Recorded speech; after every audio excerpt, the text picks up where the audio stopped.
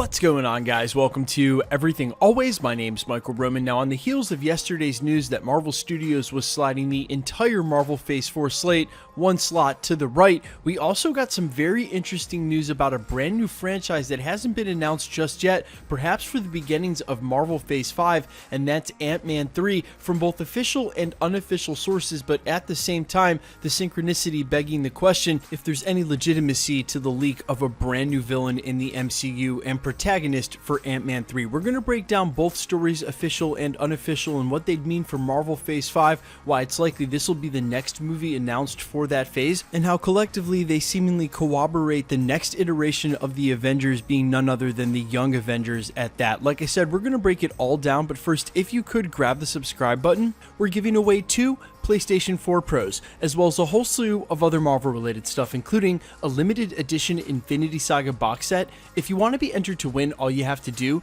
hit the subscribe button, then hit the notification bell, leave a like and a comment on this video, and if you want, stick around to the end of the video. We'll get into all the giveaway stuff again there. So we had been hearing all week and from different unofficial sources that Marvel Studios were in fact fielding pitches and hiring writers for a ton of Marvel projects, and we'll get to that. That was confirmed yesterday in a report from The Hollywood Reporter, reporting that Jeff Loveness, a writer from the critically acclaimed Rick and Morty cartoon over at the Cartoon Network, had been tapped to write Ant-Man 3, and even though Marvel Studios had yet to announce the film officially for Marvel Phase 4 or the upcoming Marvel Phase 5, had already reattached Paul Rudd as the star and Peyton Reed as the director, the same one who had directed the previous 2 installments for the franchise. Now, as synchronicity would have it, we were also getting reports from separate industry insiders hinting at the new villain for Ant-Man 3 being MODOK, in fact joining the MCU, as contrary to what we reported here at the channel,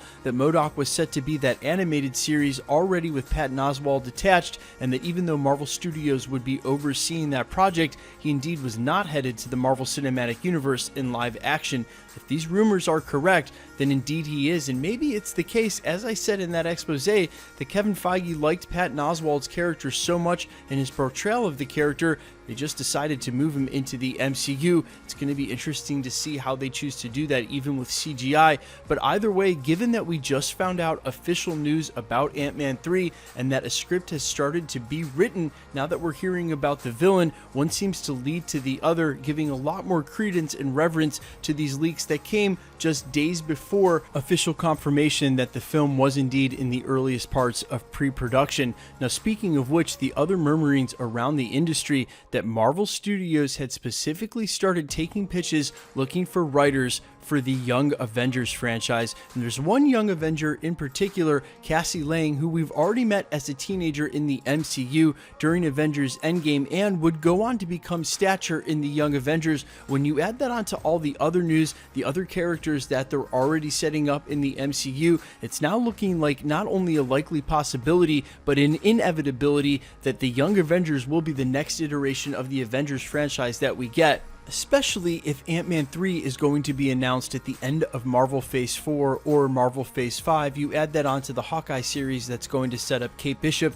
some of the other leaks we've had of Young Avengers characters showing up and real soon in the MCU, and that doesn't mean there won't be an adult Avengers. That comes on the heels of Captain Marvel 2 getting her first official release date yesterday, along with the rest of the movement of the Marvel Phase 4 slate. That's going to lead to her iteration of the adult Avengers. As we know from a recent headline that said that she had negotiated to become team leader, it was a misleading headline, and I said it at the time. She was always set to become the next Avengers leader, hence the name Captain Marvel. It was just that she needed to renegotiate the contract for better pay, more online with her male co-stars, which she equally deserves, especially considering she'll go on to lead the team. I think it's more of a priority thing that the Young Avengers may show up first, again, especially if they're doing a lead-in with Ant-Man. You got to imagine that Cassie Lang is going to become the Stature of the Young Avengers during that film, and with the other characters, like I said just moments ago, they're adding, it's pretty obvious the Young Avengers are next. Guys, let me know what you think in the comments about all of this, if you've seen the writing on the wall that this iteration of the Avengers are coming,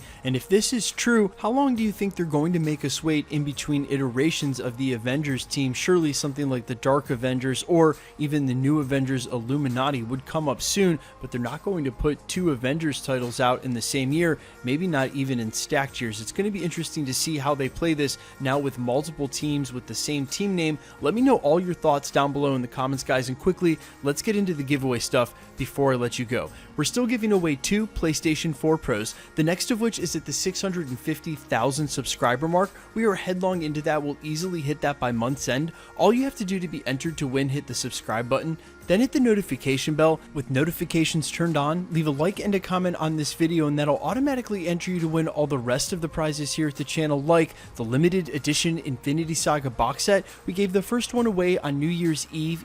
We'll be giving the second one away on the 2nd anniversary of the channel, somewhere towards the end of April, on the 2nd anniversary of the channel. I'll have to look at my calendar again. I'm pretty sure that's April 29th, 2 days after Infinity War's release.